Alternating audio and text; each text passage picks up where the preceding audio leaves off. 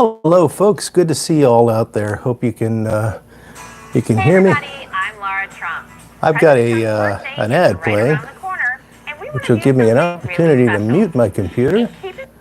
There we go. And that will probably make for a much more pleasant evening. So how's everyone doing out there tonight? Looks like we already got quite a few folks in the chat.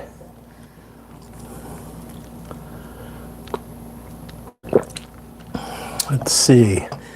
Hello, Boris the Piper checking in from Helsinki. Good to see you, Boris. Tony 513, Full Doddle, Big Dave, Paragon Piper.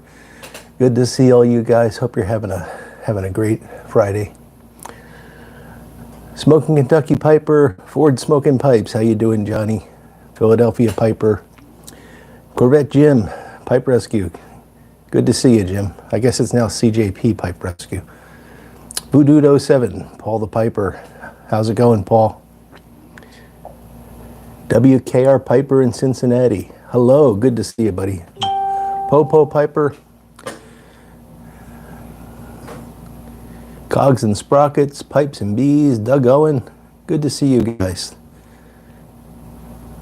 I'm trying to silence my phone here. There we go, that'll work. Oh, it's been a busy day, a hot day actually. It's got quite warm here today. And then just about an hour ago, we started having a really big storm. Big, thunder, lightning, all that kind of stuff. So I'm hoping we can get through tonight without that being an issue. But we seldom lose power here, so I think we're going to be just fine. Armchair Piper, Stephen Schmidt, Harlow Piper. How you doing, buddy? Good to see all you guys. Yes, I saw you were headed out to dinner, Jim. 2 margarita. Well, hopefully you're nice and comfortable for the show tonight. Cliff Higgins, how you doing, buddy? I'm going alcohol-free tonight. This is just some ice water. Flatwater Monty, good to see you. Uncle John, Bona Piper. You got a good excuse, Christian. Thaggerate Cornholio, good to see you. And Tamper Tantrum, our guest is here. How you doing, Jeff? Harlow Piper, I'm glad to hear it got to you okay and you're enjoying it. Good news, good to know. Desert Pine Piper, how's it going, Jim? Jack Kurtz, happy to have you here. Philadelphia Piper. Camoys Cask number 4, Navy Flake, 7L Series 3 Volcano. Sounds good. Joffrey Feinberg. Jeff, I'm doing fine. How are you tonight?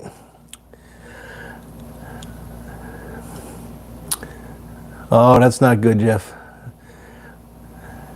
We'll try to give you some outlet tonight.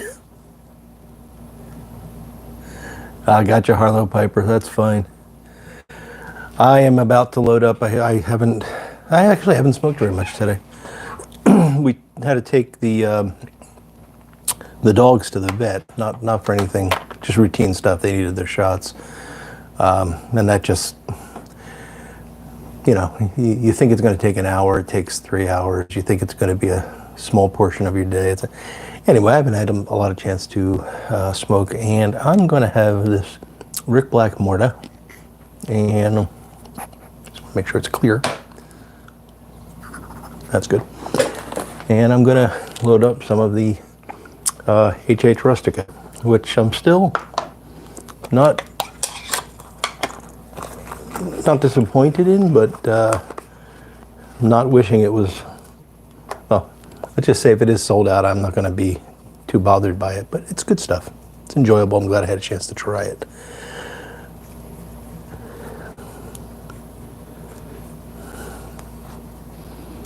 Everett Young, how you doing, buddy?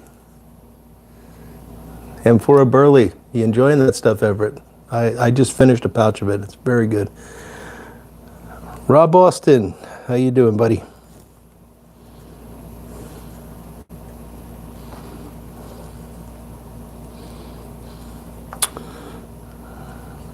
Can't go wrong with that, Ford. Half and half in a Graybo.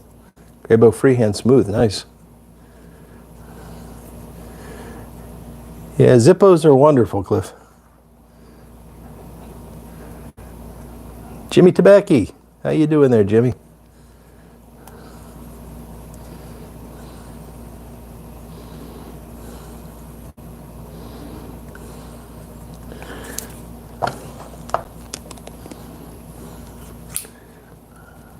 Cogs and Sprockets is having Cloud Hopper in his Friday 7 Ellie.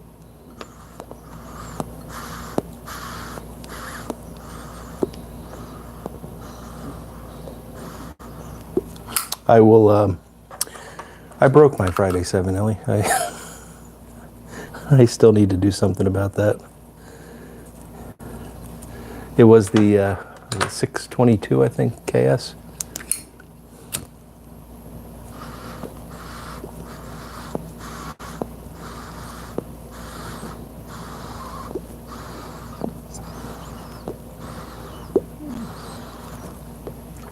Cliff, I'll warn you, you don't want a flamethrower. It takes a lot of skill to not hurt yourself. And oddly, I've tried to reduce the flame on this thing, and I don't seem to have been able to make much of an end. There we go, it's going now. You know, I've got the way you make the thing high is you bring the wick up. So the higher the wick is in that circle that you see there, the larger the flame's going to be. But this one I've clipped all the way back, and I'm still getting a really large flame.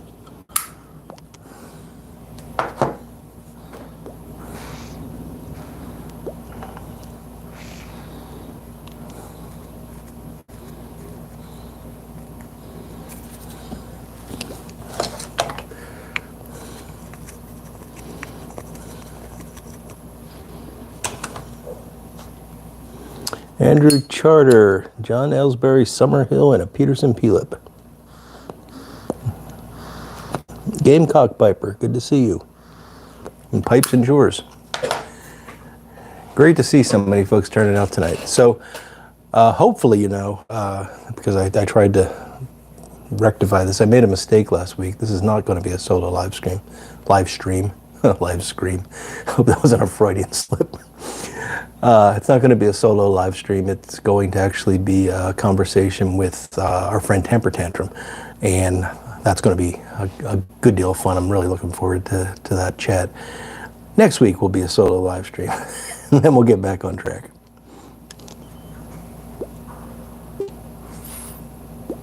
Ice cream. Pipes, etc. Good to see you.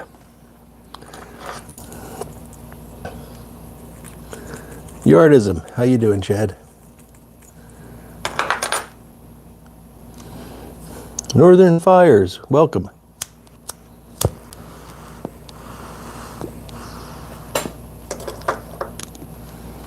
I really should, and I would recommend drying this a bit, but I'm just lazy and forgetful. So.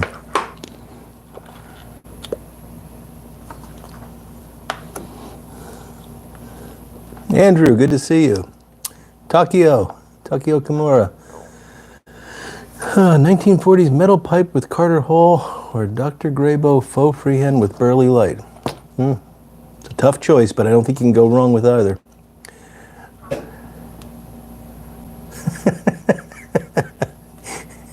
Yes, Christian, that is true.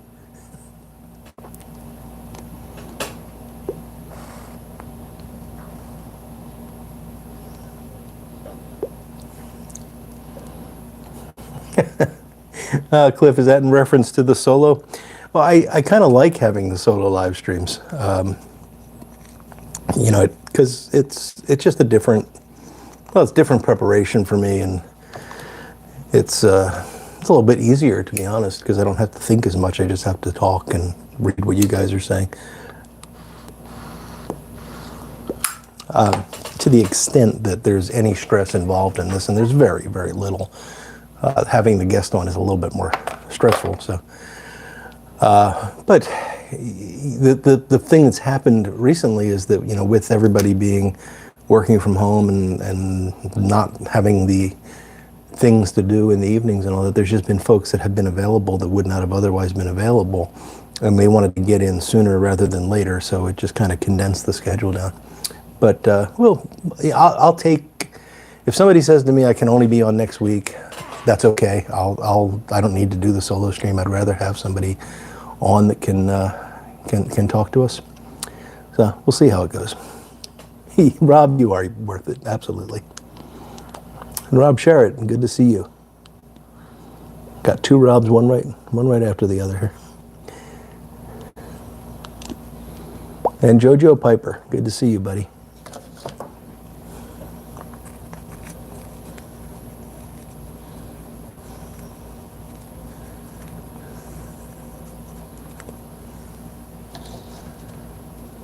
Two Robs don't make a right. That's the truth.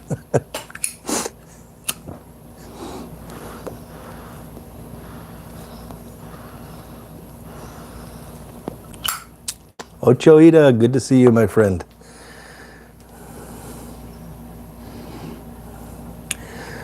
Oh, Jim, isn't it obvious that I do very little preparation?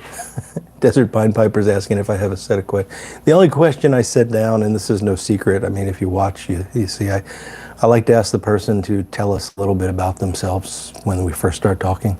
After that, it's just whatever happens. And, if we ever run into somebody that's not very talkative, which has not really happened, I can ask, what's your favorite pipe, what's your favorite tobacco, but you guys are going to ask that question too. Let's see, Chuck is asking, do I get the same flavor from a cob as you do in a briar? Yeah, I think they do taste different, Chuck, and sometimes they taste, but some things like burley blends to me can taste better in a cob, and other things not so much. It's hard to sort of talk about that scientifically, but there it is. Nick Bretz, smoking some Mississippi River Special Reserve and a country gentleman. Sounds good, Nick.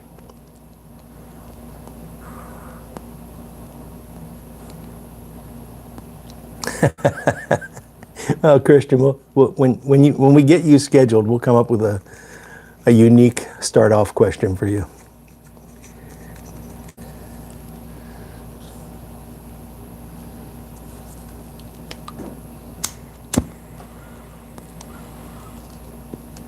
So what do we do? We'll wait another minute or two. It's almost 8:15, and then we're going to get our guest on. So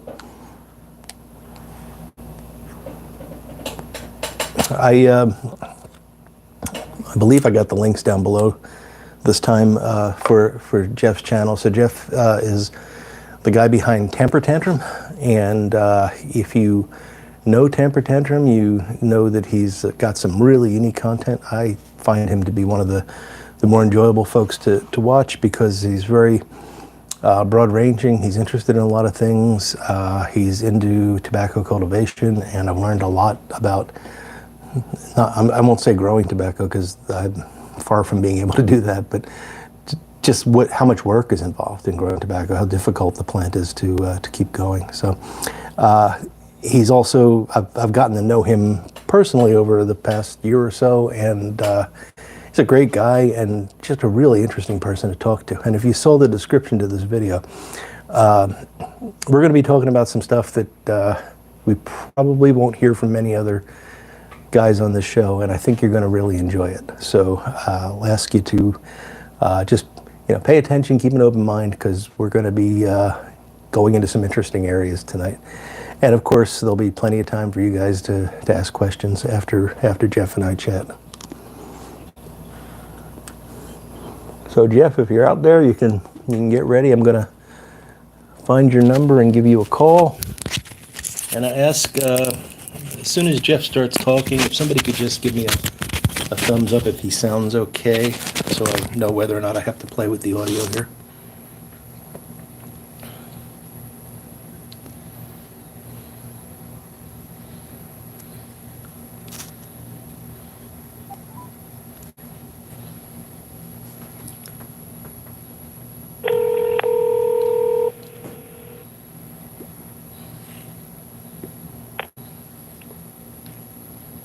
Mike. How you doing? Good, Jeff. How are you this evening? Oh, not too bad, not too bad. Like I said, I'm a little deficient in fishing, but I'm going to try to fix that soon. So hopefully the weather holds out. But yeah, definitely need to get out there and start fishing with my son. And looking forward to frog gigging season. That starts June 12th. So it'll be the first time I've done that since I was probably 18 or 19. And my son's never done it, so I think he's really going to get a kick out of it. So. Oh, that sounds really cool. I've never done that, Yeah. but I've seen like some videos on it and stuff, and it looks like a lot of fun. Oh yeah, there's ample videos. Some of the best are like down in Florida and Louisiana, where they're actually like grabbing frogs right next to alligators and stuff. It's pretty wild. So, for folks that don't know, Jeff, what part of the world are you in right now, and can you tell us a little bit about yourself?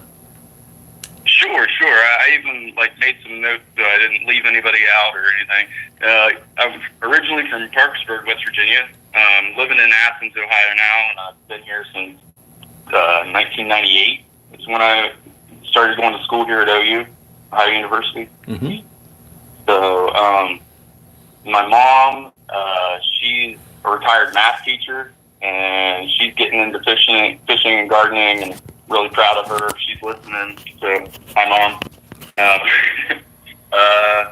My dad, he died in 2002 of a hunting accident, and he was a pretty interesting fellow. He was really into hunting and fishing, way more than I am, and he occasionally worked, but hunting and fishing was his main thing. Like his entire year revolved around it. So, wow. And if he could find a break from hunting and fishing, then he would he worked at the strip mines down in Meigs County, doing that for a while. He built post offices. Him and my grandpa had a window tinting company for a little while, and so that's a little bit about him. And he was half Greek and half Native American, so that's kind of where I get my interest in indigenous culture and Native American stuff. Not that he was really into it, but just having that as a legacy. I mean, he lived it more than was into the actual Native American church or anything like that. He was just he lived hunting and fishing as if he was some kind of wild Native American. So, but anyway, yeah. So in 1998, I started school at OU. I studied art originally. Then not too long after that, switched over to pre-med, and and during the same quarter, I was taking Chinese, calculus, and Chem 151, and ended up, it just was kind of overwhelming, but I ended up going into the Chinese route and started studying East Asian studies, and that's pretty much how I met my wife, who's Chinese. She was raised during the Cultural Revolution, and so she's an engineer here at OU, and so close to that time, my dad died, and kind of just went on a spiritual journey, dropped out of school and just started working odd jobs.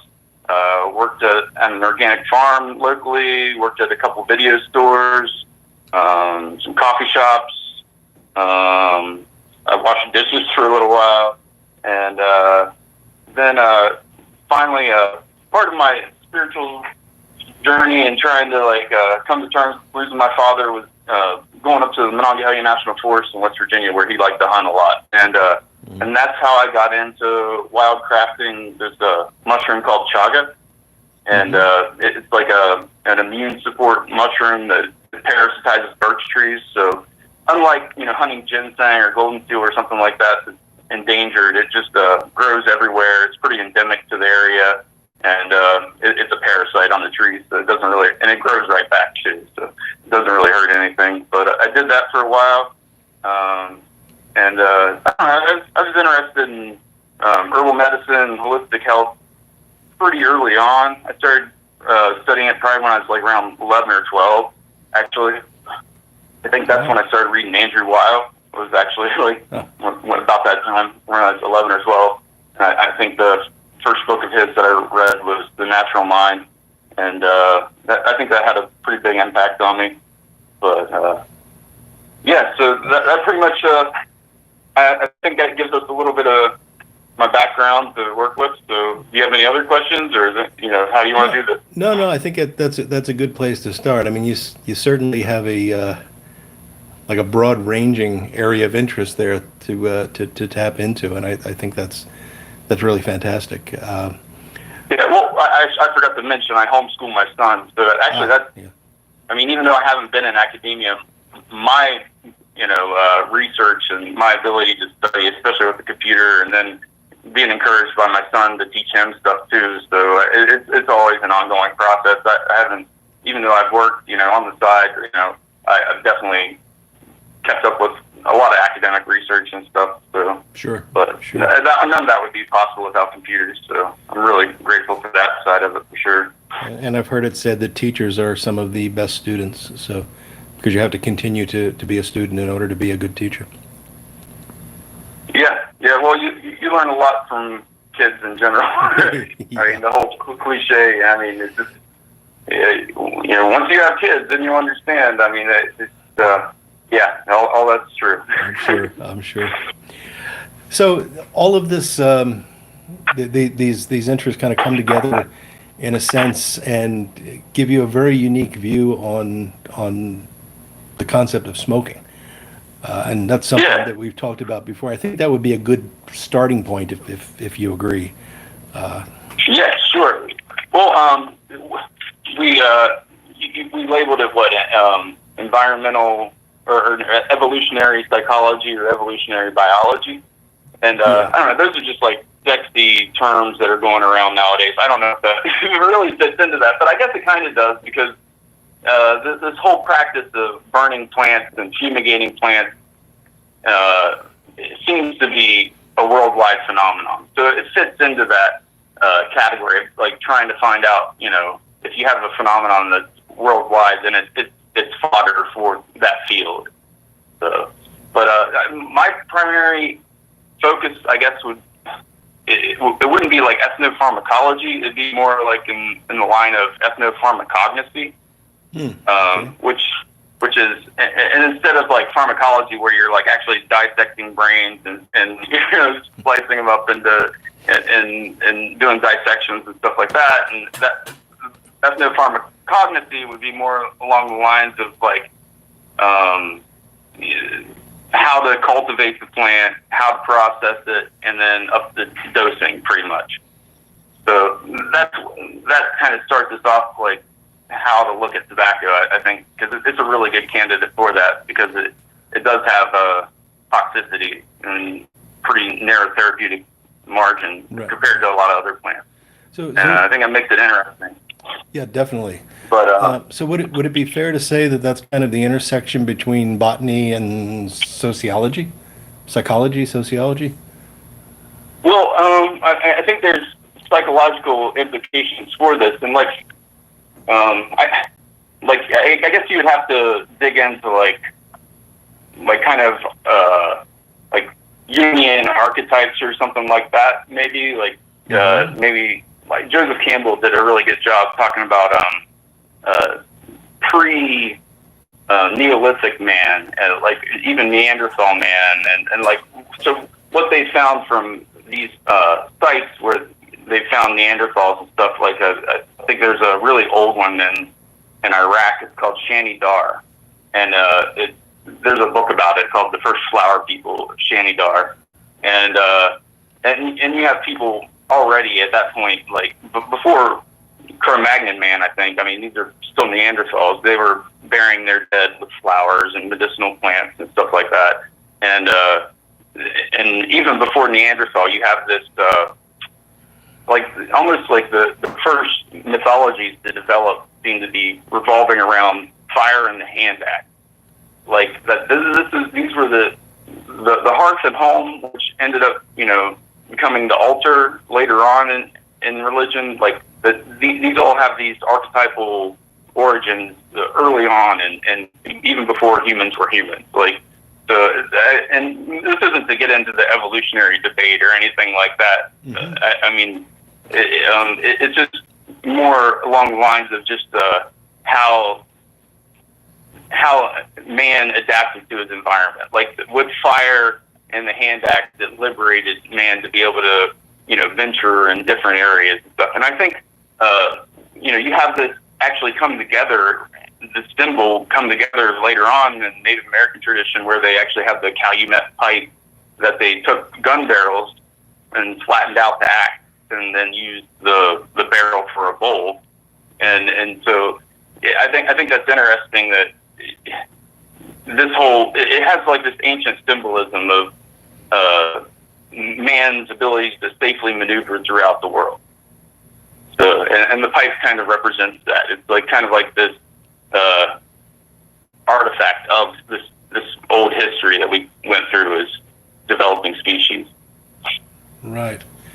So the idea of, I mean, fire is obviously something, there was a time when fire was the cutting edge technology, and the cutting edge technology is always somewhat magical to us. I can see how that evolved. But then this idea of burning things and smoke, did that initially just, do you think that was just sort of like incensing and that sort of stuff? And then someone noticed that when certain things were burnt, there was a physical effect? Like a note? Yeah, I'm sure it just happened by accident, but then it just probably spread like wildfire. Pardon fun. But it just because of like what we had talked about before, well, we haven't talked about them with your audience, but the pharmacokinetics of smoking a substance versus even injecting a substance. Like in the West, we're like accustomed to thinking that like the fastest way to get a substance into the body is by injecting it. But actually you're diluting the substance with the venous blood, and then it has to go through an extra trip to the lungs. Like, I guess it has to go to the heart, and then the lungs, and then back to the heart, and then the brain. Whereas if you're inhaling a substance, it just has to go from the lungs to the heart to the brain. Right. And of course, this is what makes smoking things more addictive, and so why cigarettes are more addictive than chewing tobacco or something like that, probably. But or crack cocaine. But another thing is that the difference between you can see the advantage of this, though. I mean, if you tried to ingest the amount of tobacco that's in a cigar, like, you would get deathly ill. But somehow you can smoke it and maintain that. So I think that there's a safety measure that was noticed by Native people, especially with tobacco, that there was this property with these poisonous plants where they could be smoked and you could use safely or used for medicinal purposes, whereas ingesting them might cause more problems. So, right. So there's that ability to sort of titrate the dose as you're smoking, and it's pretty well. Yeah, and you're bypassing the liver too. So, like, if there's any liver toxin or whatever, you probably get the effect from the physiological effect still, but it might not do as much damage to the liver. I'm not sure. That's just me speculating there. But right. But it clearly did take off quickly, because you very quickly find these seemingly odd methods of people smoking tobacco, where they're digging holes and putting reeds into the holes, and there would be these communal pits where the tobacco would be burned and the reeds would be put in. So it was something that was very quickly realized as being beneficial in a sense, and I guess it remained linked to the spiritual aspect of life. Yeah, well, and actually this takes me back to West Virginia and some of my dad's friends, and there was a veterinarian who he was pretty wild. Like, he still practiced a lot of the old time medicine, and like if you had a sick horse or whatever, he would bring a pouch of chewing tobacco and feed it to the horse. Wow. And and so I remember that as a kid, and that just left such a strong imprint on me. Just like, okay, so it's not just that this thing causes cancer and is malignant, but that it actually has a medicinal property that actually saved this horse's life. And so I think I'm pretty sure Native Americans were using using it in that way as well too. I mean, it's pretty evident from the literature too. And you even have people in the Philippines and Indonesia today still with using cigarettes as therapy. And I'm not endorsing any of this. I'm just trying to explain why this would possibly work in the first place. And I think that there are antimicrobial, anti-parasitic, purgative effects to tobacco that are underestimated. And on top of that, I think in the YTPC, so much of pipe smoking revolves around just relaxing and just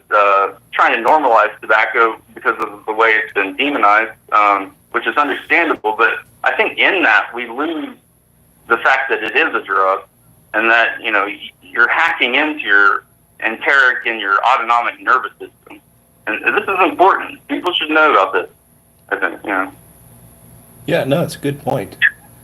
It's a good point. Yeah.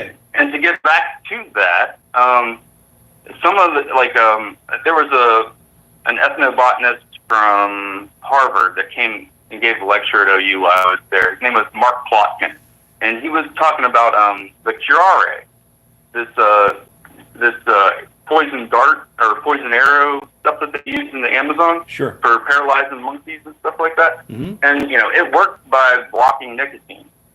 And I wonder, could Native Americans have made that discovery without being familiar with nicotine, or and experimenting and trying to work this out and trying to figure out how to use this curare? Were they using tobacco as a safeguard, in case something went wrong? So, and I don't think it's just limited to curare, but you have a lot of really poisonous plants that their discovery wouldn't be possible. And studying herbal medicine, that was one of the shocking things. Is it's like almost everything is being used. Even some of the most poisonous plants are being used not only by Native Americans, but by Europeans, ancient Europeans, and traditional Chinese medicine. For instance, aconite is still even used in Chinese medicine. And again, it works by blocking nicotine. And I wonder, whether, these things would have even been possible to, know about if it wasn't for some familiarity with how this whole acetylcholine receptor worked. Right. Well, part of that, and I'm sort of filling in a little bit here because folks might not be aware of the ins and outs of nicotine pharmacology, but part of that is that there's both the peripheral and central effects. So when we talk about the effects of nicotine, we're really talking about the central effects, the things that are happening in our brain to relax us or whatnot. But the peripheral effects that these toxins are tapping into are neuromuscular transmission. So you're actually paralyzing someone by higher doses of these toxins. So I guess that gets back to this concept of titration, where enough of anything is going to kill you, but a small amount may actually be able to have a central effect that's quite distinct from the reason why the plant is killing people. Yeah, and tobacco actually plays a major role in that discovery. Not only was tobacco instrumental in virology, I'm pretty sure the tobacco mosaic virus was the first virus to ever be identified. Yeah. And it's probably because of economic importance. They're really concerned about this when a whole crop of tobacco disappeared because of it. So, but also there's what's called Nesbitt's paradox. Are you familiar with that? Fill me in. Well, it's specific to tobacco, and it's talking about its low-dose stimulant properties versus its high-dose sedative properties. And this U-shaped curve, that it does this an antiadromia aspect, that it switches, and so that this would have applications for antidotes to poisoning. And one of the most common, even today, antidotes for poisoning is, you just watch House episodes or Nurse Jackie or something. You always hear them talk about atropine. Get the atropine, 5 milligrams of atropine, and atropine itself is a poison, and tobacco seems to, or nicotine itself seems to block its effect. So I think atropine works on the muscarinic side of the acetylcholine receptor, whereas the nicotinic receptor counters it. So right.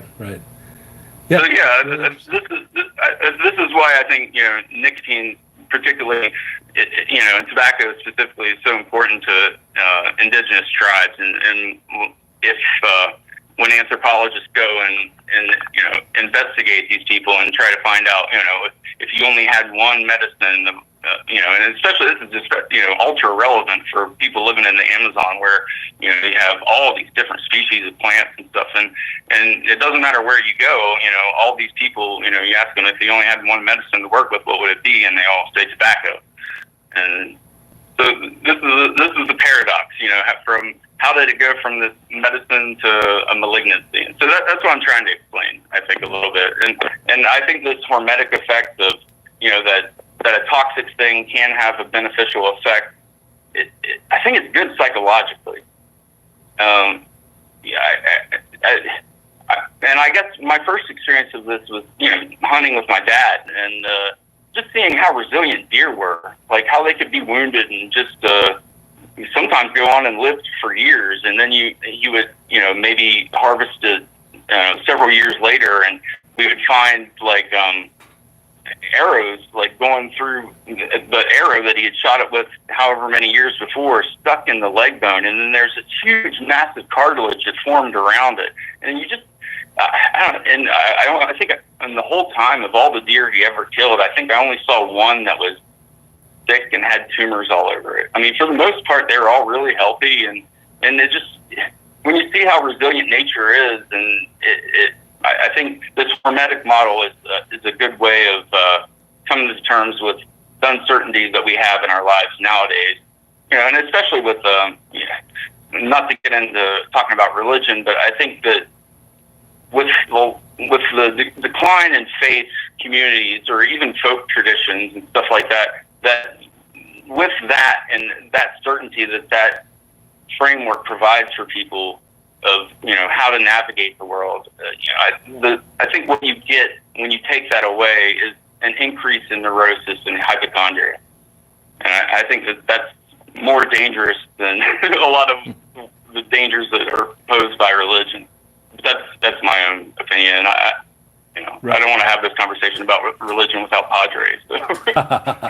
No, but it's definitely an interesting point. But yeah, I agree. It's probably not a rabbit hole we want to go down, not without guidance at least. Yeah, for sure. So I want to take you back to something you said about. And I'm really fascinated by this idea of the titration of the dose, and we think about we talk a lot in the YTPC about the old codgers and guys that were just smoking bowl after bowl and just keeping the pipe in their mouth all day, and then you compare that to the more modern versions of smoking, like the cigarette smokers, where these are people that are clearly dosing themselves with nicotine, and they have to continue to dose themselves with nicotine. I don't think that they're getting any of the kind of pleasurable effects that we associate with pipe smoking. Maybe I'm wrong about that, but probably not to the same extent. So I'm just wondering, when historically, when did that dosing become a necessity to maintain the addiction rather than something that was just sort of producing a pleasant effect? Yeah, that's a really good question. I think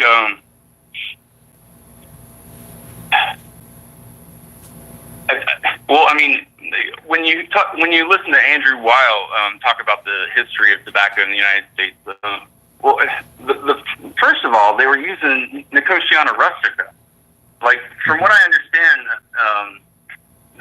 Nicotiana tobacco didn't enter North America until pretty late on, and it was actually introduced from either the Spanish or the Portuguese. They had brought it from South America, either somewhere in the Andes or Brazil or something. I'm not really sure. So what were the Northern Indians smoking then, prior to that?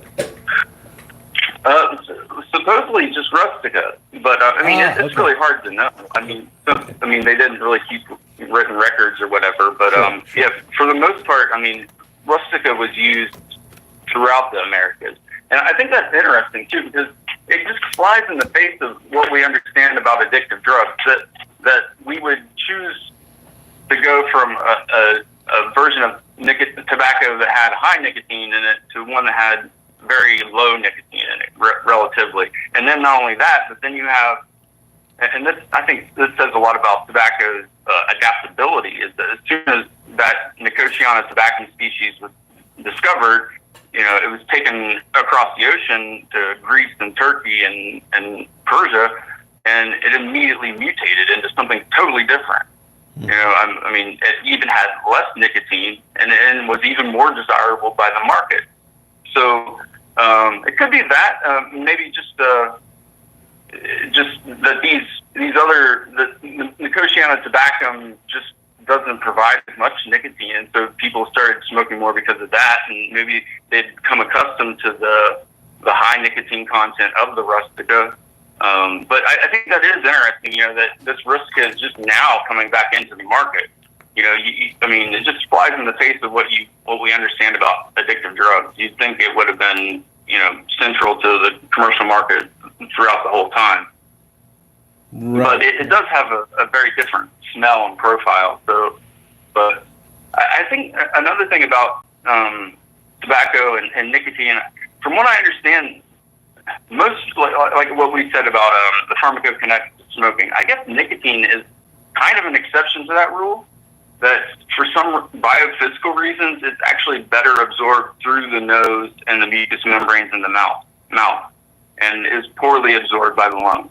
So, but nicotine isn't the only chemical in tobacco. There are beta-carbolines, which are MAOI, or monoamine oxidase inhibitors, which are essentially what a lot of antidepressants are based around. They're either binding to serotonin as serotonin reuptake inhibitors, or working on serotonin in some way as an agonist or antagonist. But the other one is the other main way to boost serotonin and heal depression is through this monoamine oxidase.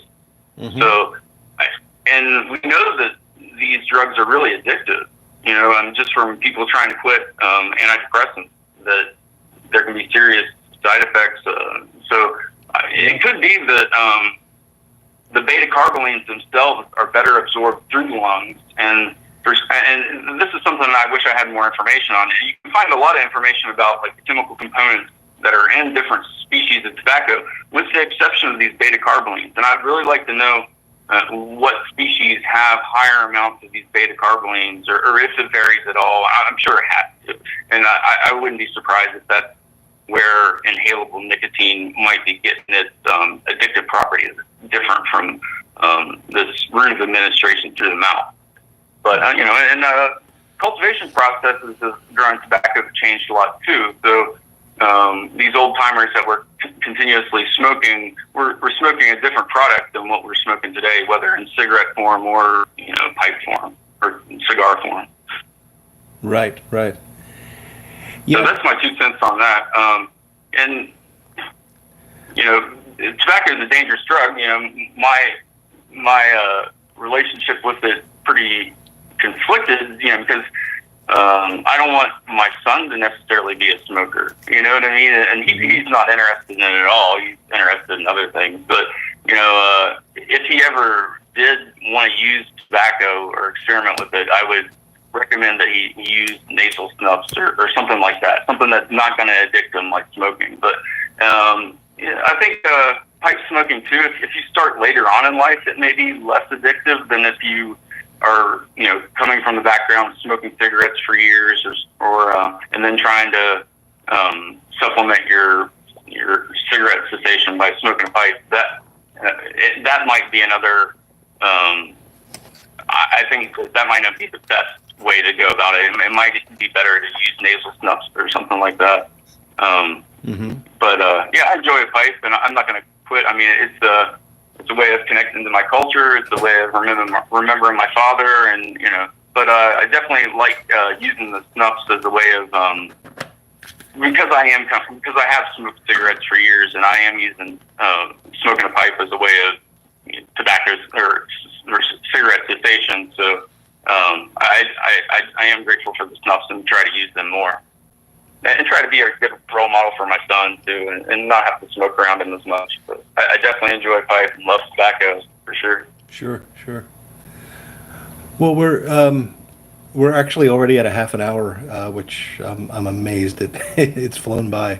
But I want to make sure I have some time to get you to talk a little bit about tobacco cultivation and your experiences with that. You know, how did you get started down that road? And Great. tell us a little bit about that. Well, like I said, one of the odd jobs I was working was working at an organic farm. And so that's how I learned a lot of the method. I mean, the farm I worked at was pretty large. He had several greenhouses, and they were growing tomatoes. And so a very similar process to growing tomatoes. But,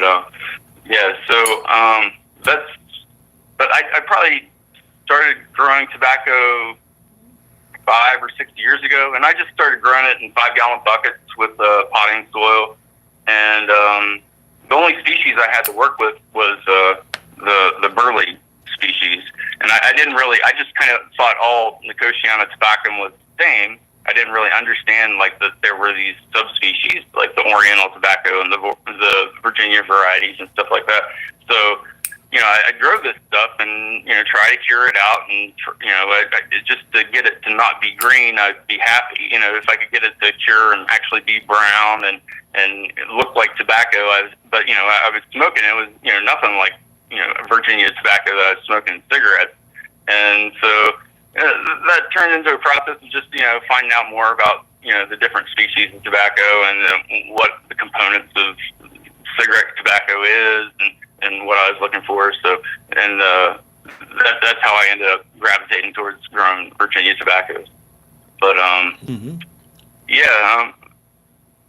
I think this adaptation that tobacco has that is so emblematic with the transition from Nicotiana tobacco and burley varieties to what it turned into in the Orient, I think does a lot to like why people might want to grow tobacco. Like, I don't think this plant's done evolving, and there may be like just through interacting with this plant and growing seeds of your own, people might be able to discover something new. And on top of that, I mean, there's plenty of Nicotiana tobacco species still growing in the Andes that haven't been used for commercial purposes at all. And so there's a lot to learn about it, and I think it's a good pastime, it's a good hobby, it's healthy, and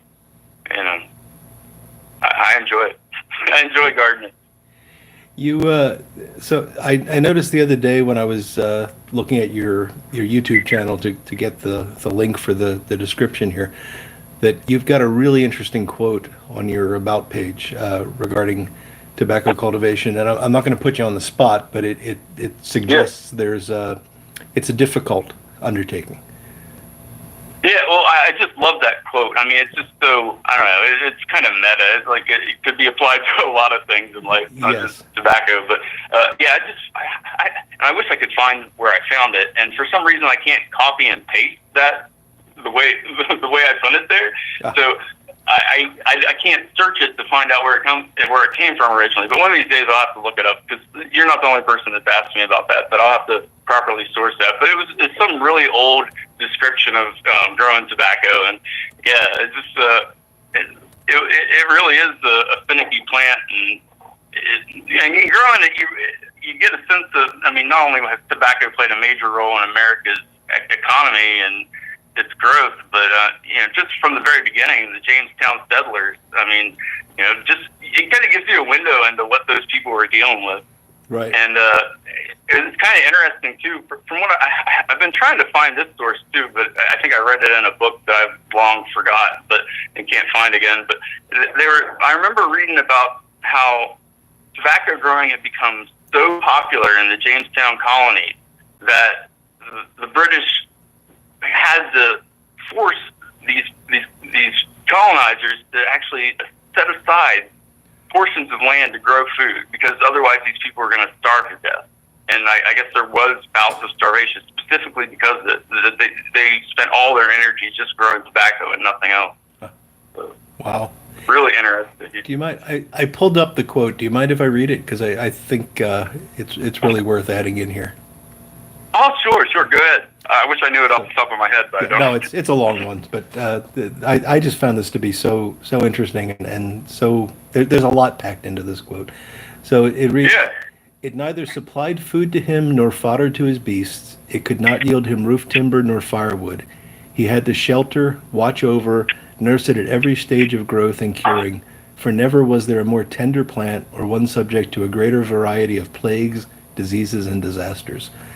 So it really encapsulates just how difficult this was, and for very little, I guess what you would call life-sustaining benefit, and yet it was something that clearly was very important to people, and still is.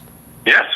Yeah. Well, we talked about this before. It doesn't seem to have any life-sustaining benefit, but everybody. I mean, now the main reason for smoking, at least in the white CBC community, is for relaxation and stress relief. True. Yes. And I was telling you, like, if you went back 50 or 70 years ago and you asked people what's stress, like, would they even know what you're talking about? Like, is that some kind of mold that affects corn or something? Like, I mean, I don't think people would have, like, or if you tried to explain it to them, like, well, it's the daily ins and outs of life, ups and downs. Oh, so basically like life, I mean, but at the same time, we're encouraged to de-stress, and then they are pathologizing all the things that we've used traditionally to, in fact, do that. And I think that that's a weird paradox that we're in culturally now. Yeah, certainly. Well, Jeff, we're starting to get some questions coming in. So would you be okay if we took some questions? Sure. Have at it. Great. Well, guys, if you've got any questions for Jeff that you want to ask about anything, please go ahead. And we've got right now a couple people have asked about how you cure tobacco and what the curing process is like. Well, the main thing is, well, it's different for different subspecies. So tobacco for burley tobacco, you're going to do a different process than with Virginia. But essentially, Virginia is the most difficult. I mean, burley you can just air cure and on the stalk, and that seems to work pretty well. You're constantly fighting mold, so it's mainly just checking up on it every day. And what you want to do is, I just like to hang the entire plant most of the time. Sometimes I won't with burley. Sometimes I'll pick it off leaf by leaf. But with the Virginia, I'll cut the whole stalk, and I'll hang it upside down inside, out of the dust, in a clean room, and just kind of wait for it to turn yellow. And a lot of times they'll do this. You can induce this just by restricting nitrogen while the plant's still growing. So a lot of times you'll see people when they're harvesting Virginia, like it's already a really bright yellow color. But because I don't do that, and because of that, because I leave the nitrogen in it, I end up with a higher nicotine content as a result of that. But then it takes longer to cure it. So waiting for it to turn yellow, and then as soon as the leaf turns mostly yellow, it's then trying to preserve those sugars. So you want to hit it with heat. I have a impromptu tobacco barn that I've built. I also use a little convection oven that seems to work really well, and I just use the convection oven just for tobacco. So I don't have like food residue or anything in it. So it's just used for that, and it's just trying to get the color right, and just monitoring it, and when the color's right, trying to get it dried out as much as possible, and when you're growing, especially when you're growing organic tobacco, I think you're going to have more problems with mold just because of you're going to have mycorrhizae fungus living in the soil, and that's going to aid the growth of it, but it's also going to aid its ability to develop mold. So just controlling the mold either through freezing or really proper drying, and then you can always rehydrate tobacco, so you can never get it too dry.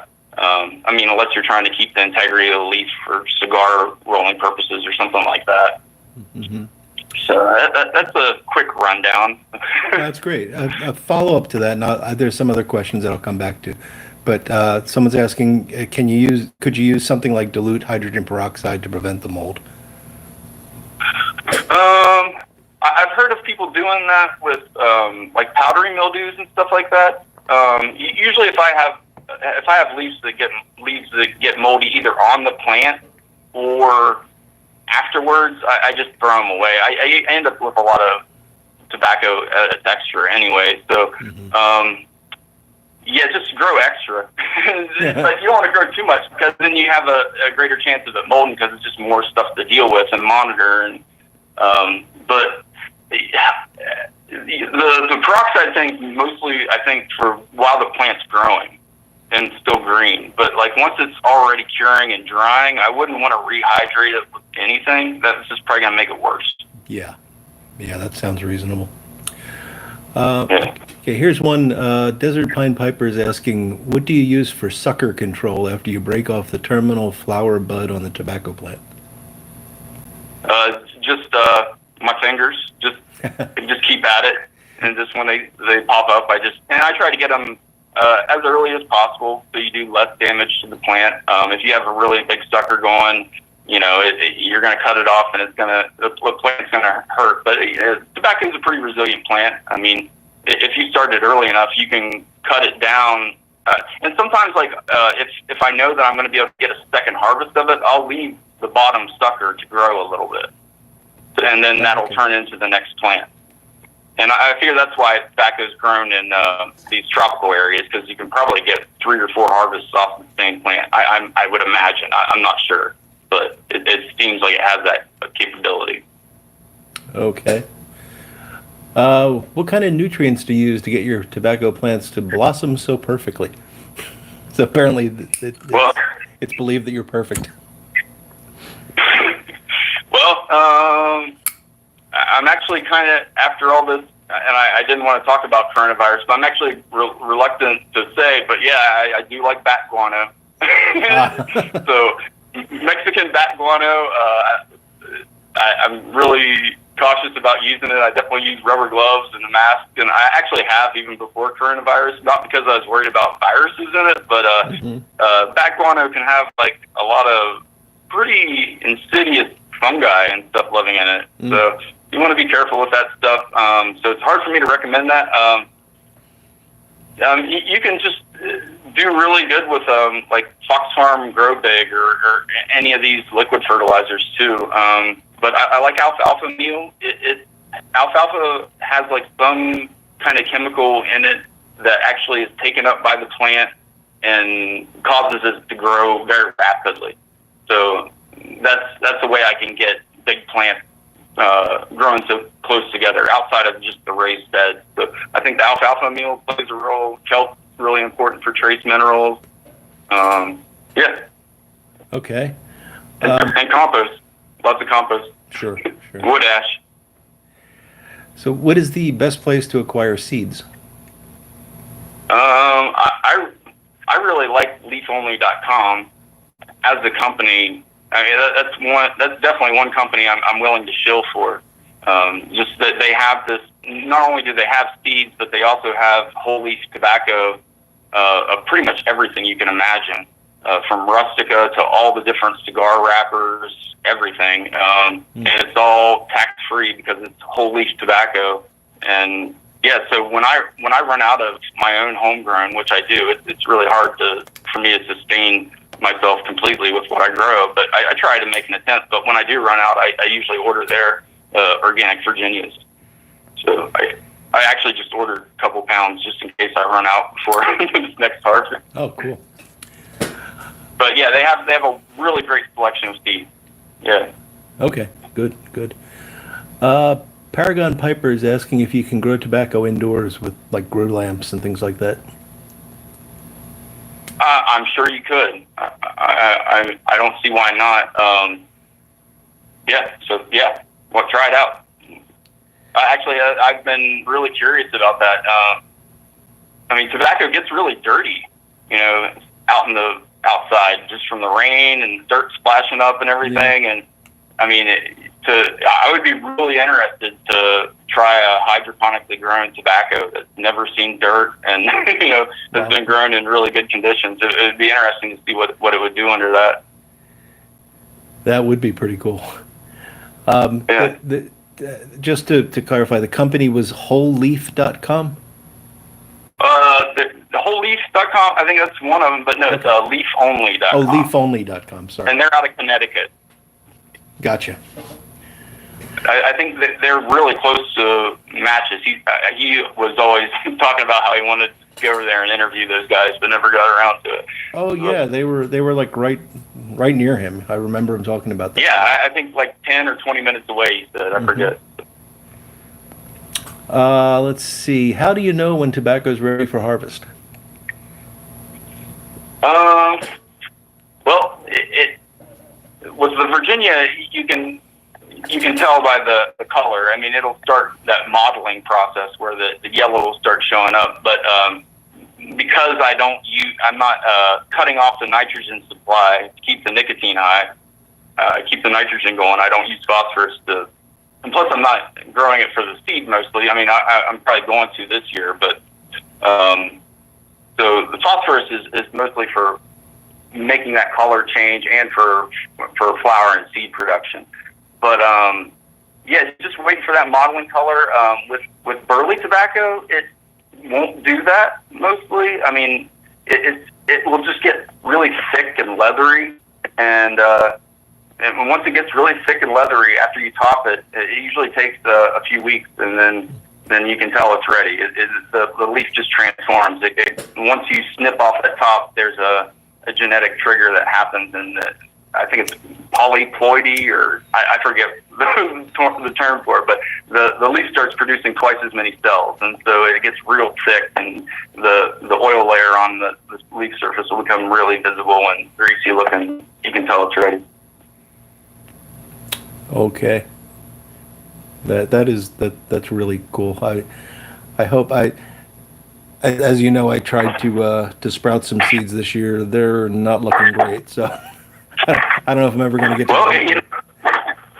What's that? They struggle for a little while. I mean, but once they get in the ground and once they take off, it's just a matter of no time.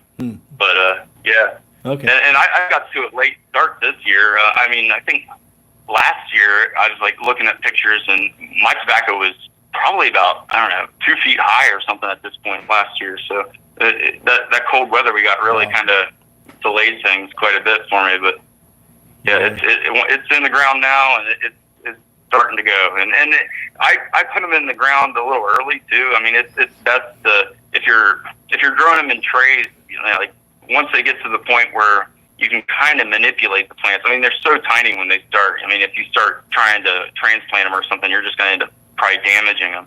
But once they get like, about a half an inch or an inch tall, then you can transform from to individual pots and let them grow bigger. And usually that's what they do for cultivation. Usually, like when they come out tobacco plants in the field, they're probably about 5 or 6 inches tall.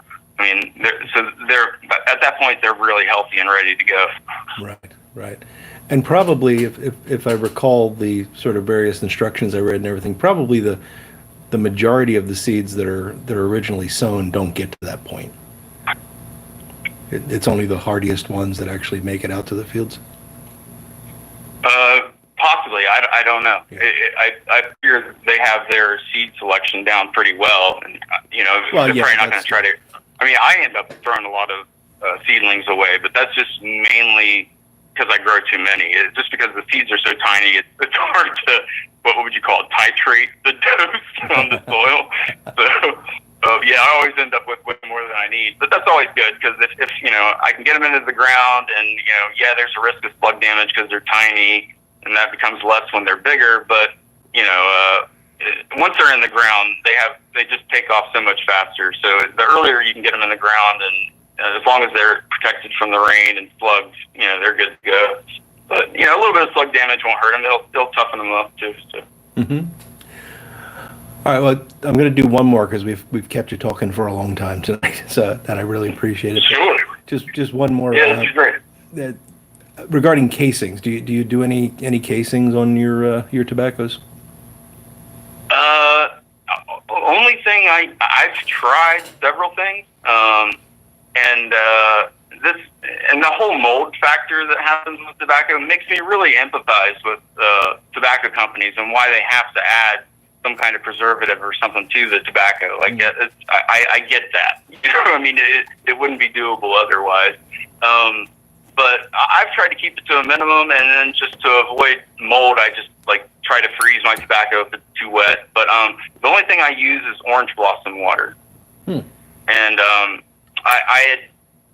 I really like it. And sometimes it shows up more than the other. Like, it depends on how dry the tobacco gets. But you know, it is noticeable sometimes, and it's not an unpleasant floral smell. It's different. It's that neroli, or it's a unique essential oil. I forget what it is, but I've tried rose water, and that didn't seem to work right. And that's another thing with smoking. Like, you know, when you're burning these essential oils, not all of them work. Like, some of them go rancid or something. I think that happens with rose, and maybe that's why that Lakeland flavor is so undesirable to people.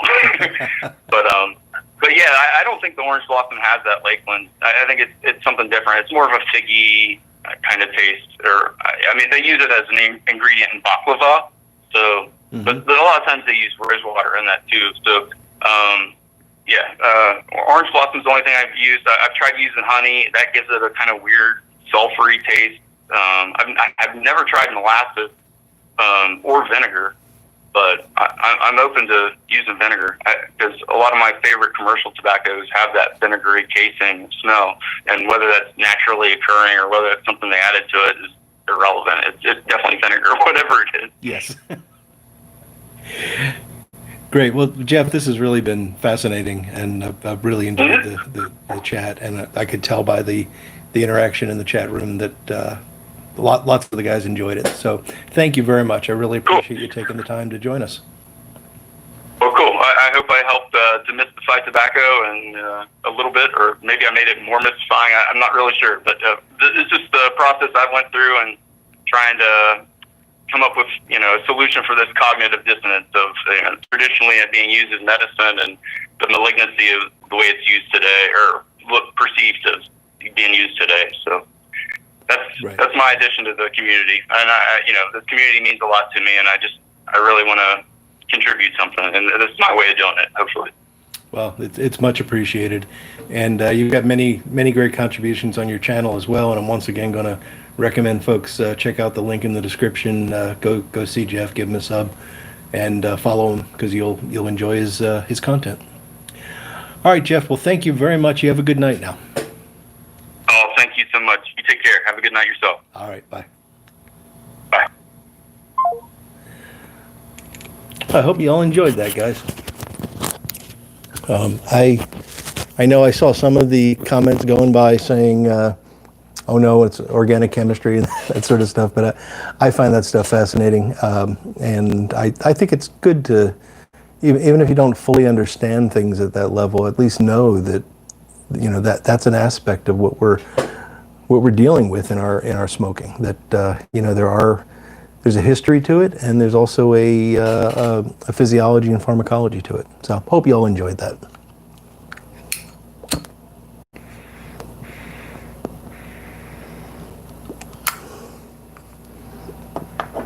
Where are we at? We're a little bit after 9. I'll go a little bit longer if you guys want.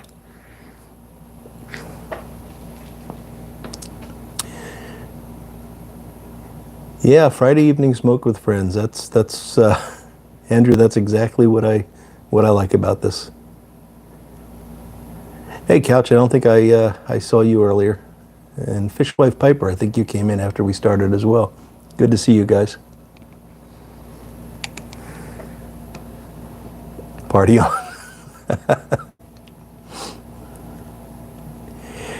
Yeah, Tony, I think Jeff could certainly write a book.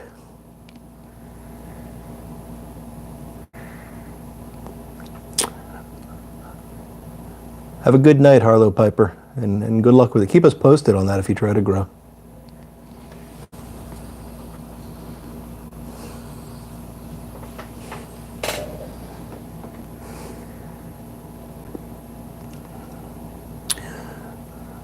Oh, Couch, you're fighting the good fight there.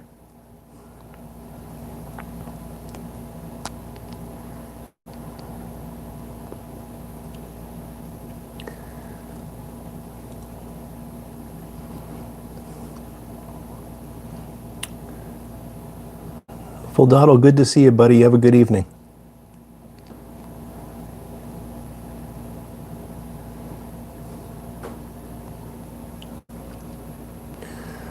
Oh, Boris is with us for the sunrise again. I really appreciate that, Boris.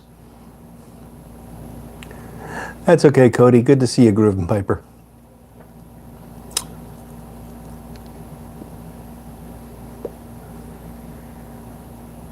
Thanks, Portsmouth Piper, and I saw a lot of other guys say, great interview, and Jeff's more than half responsible for that, but thank you. I'm glad you enjoyed it. Let's see. Everett Young says, I'm stumped. I think the Amphora Kentucky blend and the Old Dark Fire Ready Rubbed are the same. It could be, Everett. It could be. I mean, I thought the Amphora Kentucky was very similar to Old Dark Fired.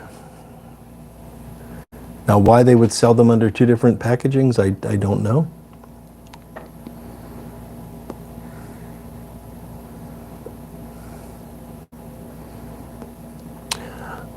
Tony, I planted it. I had to plant it twice.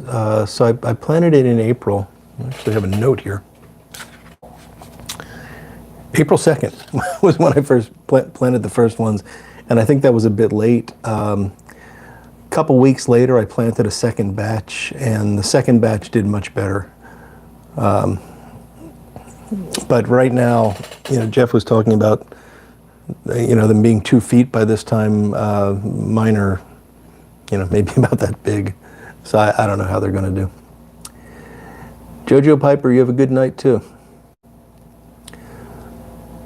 Oh, Uncle John, deer tongue would be interesting. KC Hooligan, hello there.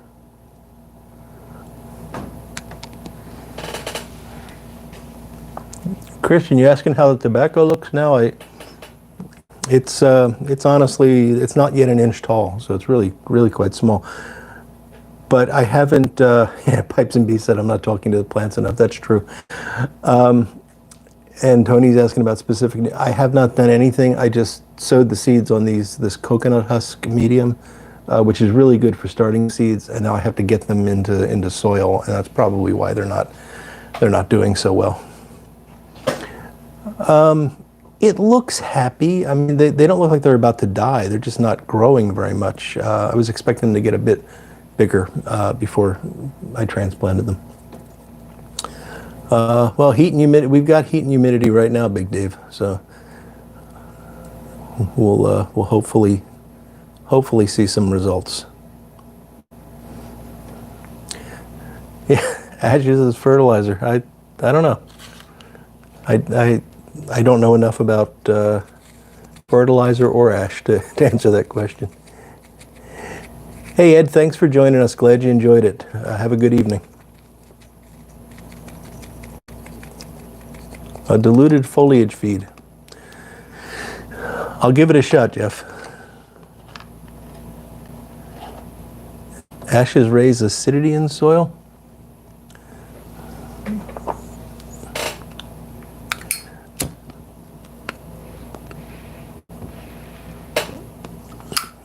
Coffee grounds. I was just going to say my grandparents used to save coffee grounds and put them around their rose bushes.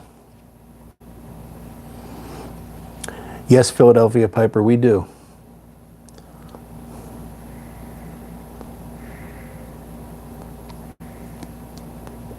Metal shavings? Tony, I think you're making that up.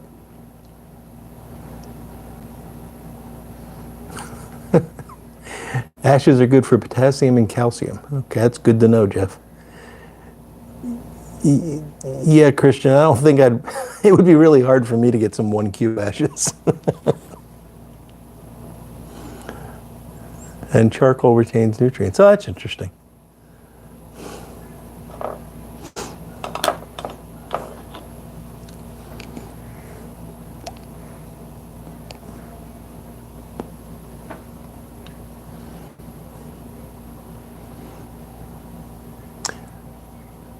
Cornholio, your dad actually poured coffee, liquid coffee on the cactus, not just the grinds. That's interesting.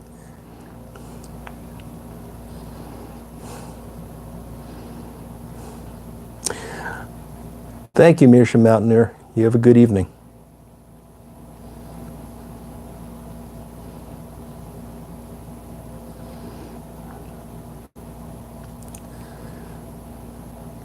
I'm seeing both Ochoita and Groove and Piper are saying that the coffee works for pest control. Everett, I've tried Chatham Manor. I haven't tried the Sugar Bucket. I'm not a real fan of the match blends, to be honest.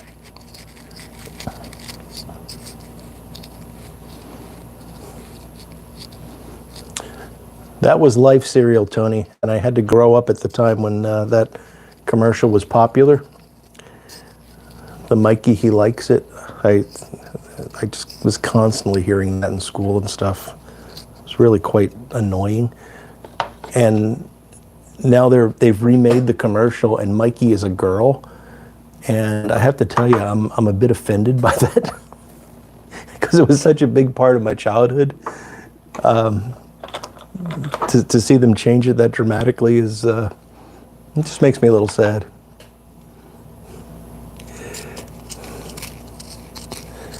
Potato fertilizer for tobacco. That's interesting. Yeah, it's only been recently running, Tony, the new ads.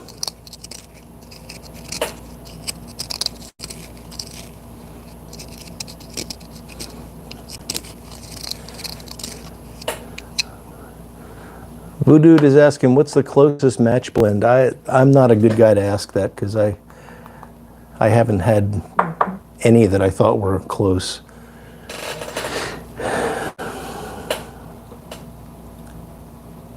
Oh, that's interesting, Doug. Coffee grounds to make your fishing worms wiggle more. That's great. I think that I think that a lot of that was just trying to find something to do with coffee grounds. Not just Doug's story, but the putting them on plants and other things. I mean, it may have worked, but originally it was done out of just a need to do something with coffee grounds. I do have do I want to tell my coffee ground story?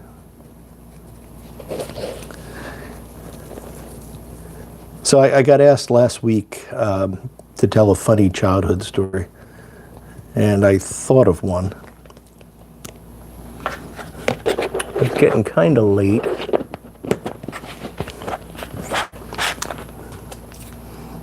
So I'm going to save it for next week. So if I forget, you can remind me next week to tell the coffee ground story.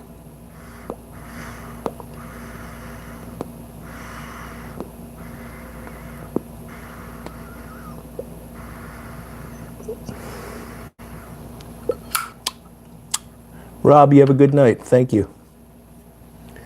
Party on. Cornholio, my partying on is, we're at almost 9:30. I'm not likely going to be awake much later than 10:30. So, yeah, Everett, it's whittling away there.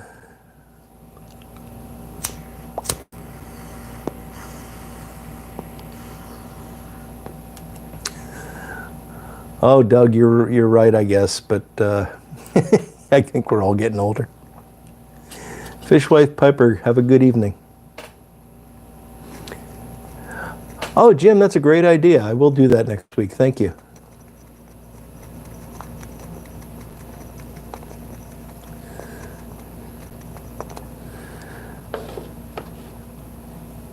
Yeah, Everett, I'm seriously thinking of going the 5-pound route the next time I order. I know that sounds crazy, but it's just annoying to have to keep ordering it.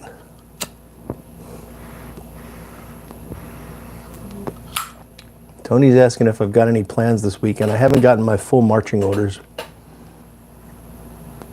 But I did finish the infamous raised bed garden.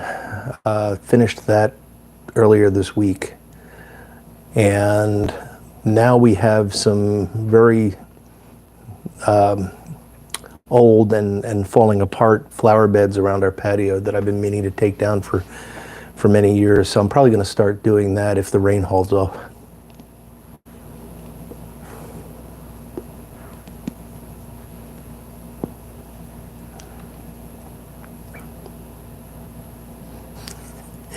Yeah, Everett, I won't tell Steve until it's in my hands. I saw what you did with the Kentucky blend to Steve over on Instagram, and that was hilarious. He's really getting worried.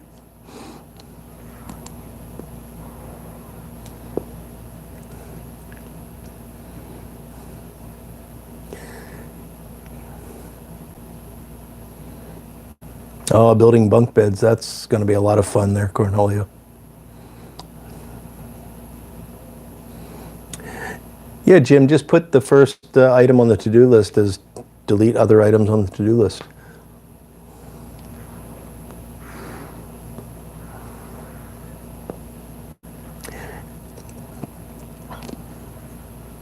I mentioned Instagram.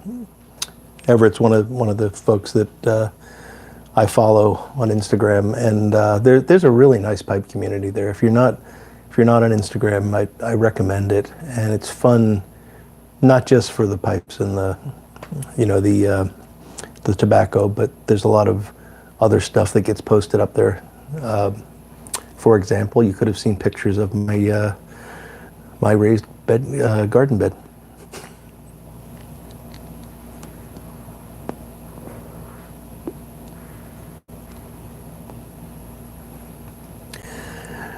I don't have a jar big enough for 5 pounds at once, Christian. I'd have to think of something. All right, Doug, thanks for stopping in. Have a good evening. Enjoy the chili.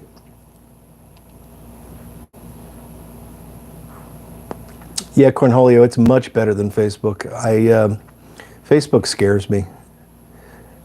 You know, I started a Facebook page for my pipe restoration business, and every time I go on that page, you know, and I do use it. You know, people send me notifications there. I do answer them, but boy, it's just a list of, you know, do you want to be friends with this person? And now for some reason it's gotten into for a while it was people that I know, and it was a little scary because there's nothing about me personally on this page. It's all business, but they were picking out like relatives of my wife that I barely knew, but that, you know, she could identify and things like that. Now it's moved into pictures. You know, do you know? I'm going to try to come up with a name, but I can't.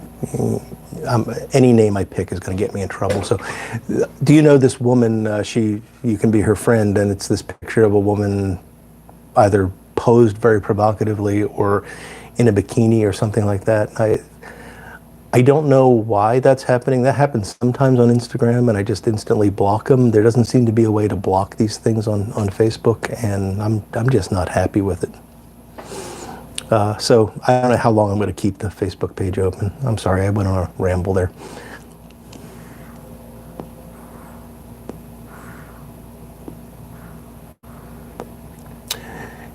Yeah, Tony, a good remedy for poison ivy is to not get it.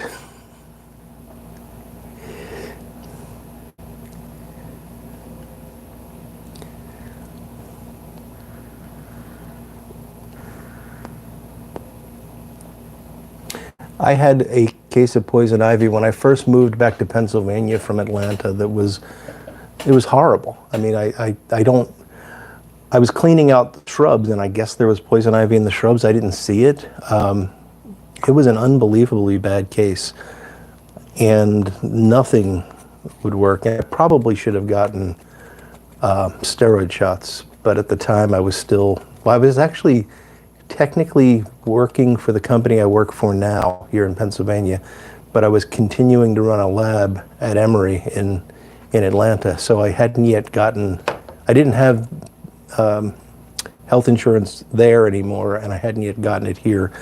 So I was relying on over-the-counter stuff. It was bad.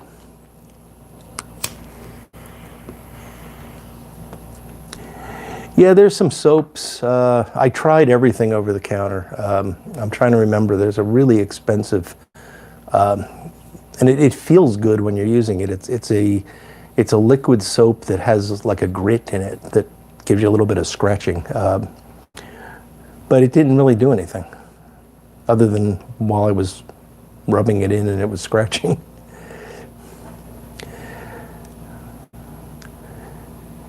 Yeah, Chuck, I haven't found the setting if it's there.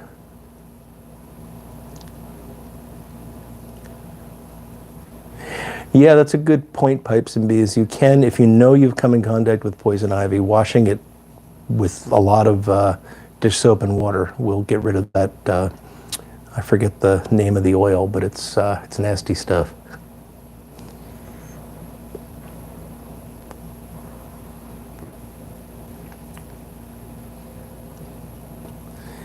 Tech New Wash, that's what it was, Rob.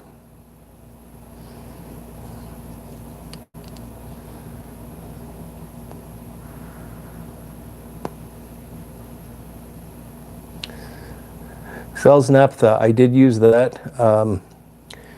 That actually felt good, but by the time I tried that, I was getting really desperate, and it was starting to probably resolve. So I shouldn't use this one bad experience to give other folks advice on how to deal with poison ivy.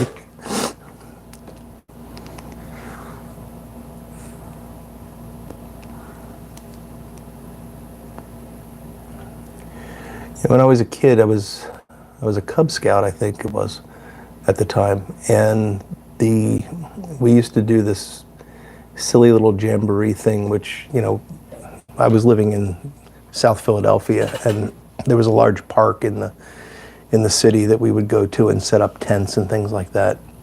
So it wasn't really like we were going out in the woods or anything. And at one of these things, one of the I forget what they're called now, the guys that are in charge of the group of kids, he told us that if you cook and eat poison ivy, you'll never get poison ivy. And you know, it was how they taught us to identify it by, you know, going out and finding it and saying that's poison. Then he collected it, and what he wound up doing was giving us spinach, but he told us we were eating poison ivy. Well, this was a terrible thing to do, because now this group of kids is running around thinking they're immune to poison ivy. I've proven it didn't work. Yeah, Chuck, jewelweed is interesting. I tried to find that and wasn't able to, but about a year later, my wife got poison ivy, and we did use the jewelweed, and that it seemed to help her, but her case was not that bad.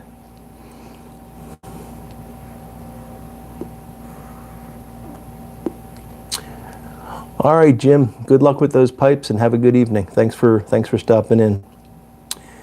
Yeah, South Philadelphia, born and raised, Cornelia. Grew up walking distance to Veterans Stadium.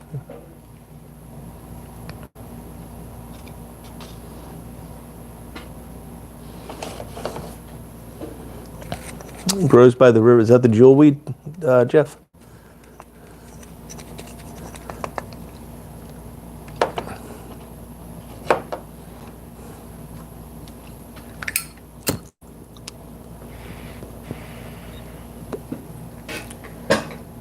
Yeah, we're almost at 9:30, and I see lots of folks dropping off, so I think I'm going to call it a night.